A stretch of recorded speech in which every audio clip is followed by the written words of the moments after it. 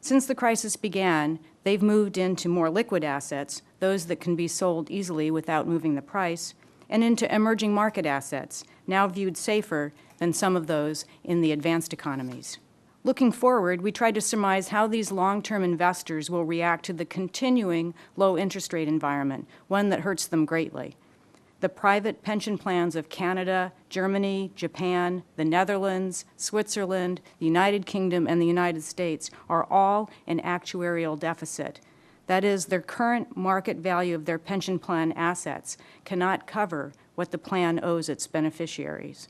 Sovereign investors could take advantage of these demand shifts and profit from taking on the longer-term, less liquid investments, such as equities, commodities, and infrastructure, that private investors now avoid.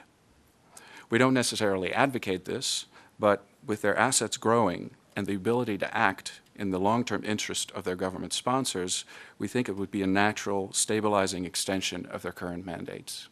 Policymakers would be well advised to devote resources and coordinate with each other to better understand the sources of shocks.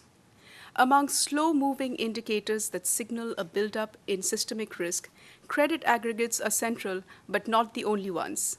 We find that simple indicators of credit growth that are relatively easy to track and measure across countries work pretty well.